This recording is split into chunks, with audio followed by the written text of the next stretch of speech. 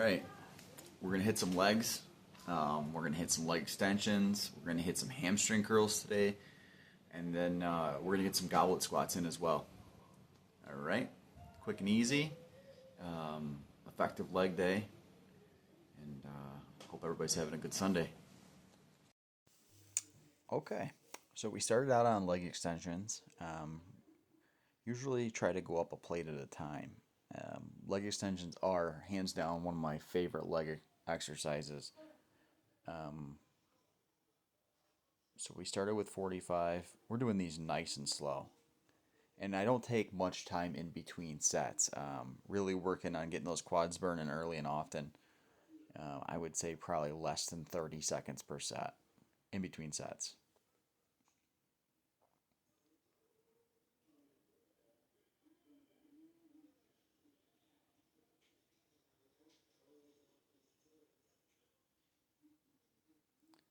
Okay, we jumped up to 2 plates. And what we're aiming for here is a set of 10 each time.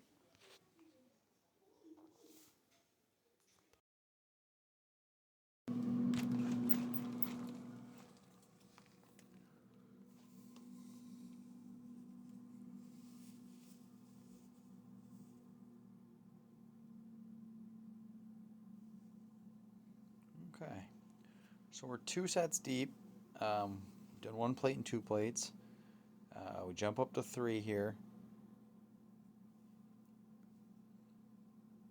And my quads were burning by the time we got to 3. I try to do these, like I said, as slow as possible.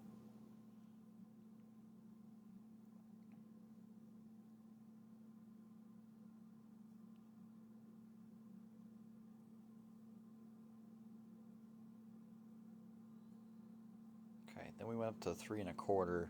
Um, I like to do my last set usually for leg extensions at my body weight. So I'm right around 185. So you'll see me jump up to the 445s, and there's a 5 on the backside. So we're close.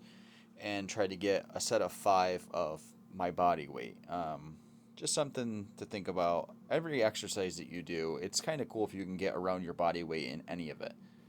And it's a good thing to put down on paper and kind of see where you're at with each lift.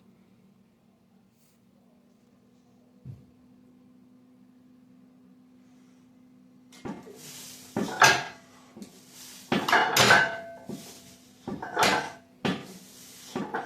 this is about as far as I want to go with this. That was the peak. So then we go over to some hamstring curls. For anybody who hasn't ever done these before, if you're not properly hydrated going into them, you will get a pretty bad cramp. So make sure you're hydrated going into any sort of hamstring movement.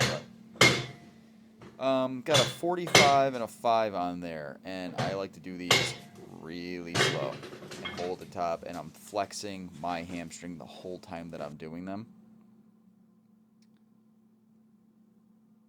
And I don't really go up in weight. If I do go up in weight, I'll go up in the beginning of the set. So at the beginning of doing hamstring curls, I will go up. But I try to keep it not too heavy. I like to get a nice squeeze in, nice and slow.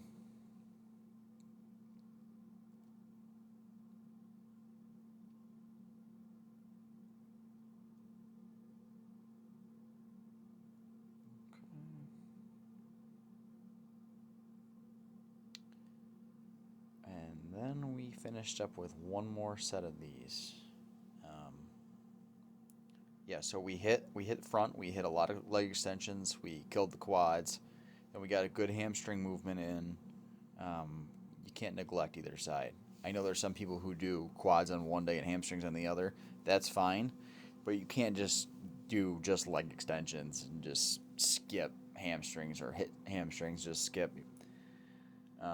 You hear a lot of injuries happen that way, where people are kind of dominant on one side of their leg. We went over to some pivot bar squats. If you have any sort of bar pivot in your gym, these are great. A little tricky to get the balance and the alignment, but once you do, you're you're squatting pretty deep, but you're also pushing forward on the way up. So it is more of a quad dominant squat, but these are phenomenal.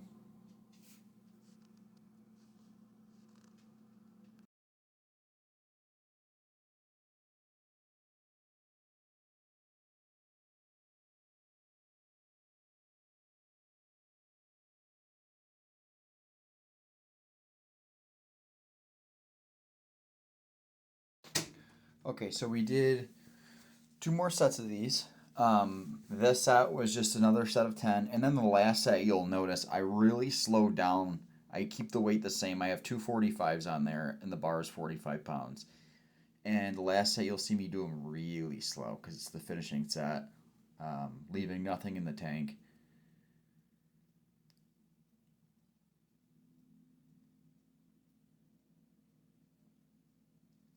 But yeah, hope everybody's having a good Sunday. They enjoy the leg day. Hopefully, they got a good leg day in this week. Doesn't have to be on Sunday, it can be any day, but get some sort of legs in this week.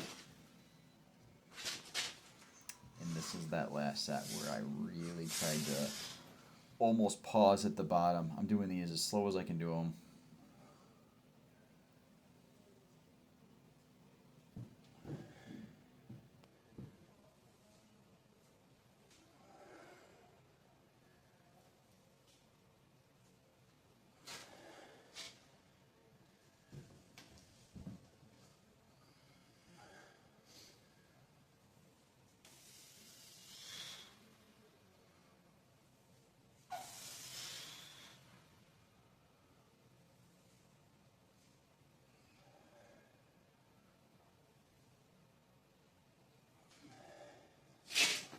All right, so that reps leg day. Hope everybody enjoyed that. Try some different squat variations in your local gym, like the ones I just did with the pivot tool that you use for like bent over rows. That is phenomenal. Almost reminds me of like an inverted hack squat type deal, where a lot of quad tension while you're doing them. And some people would say, "Hey, why did you start with the extensions before you got to your squat movement?"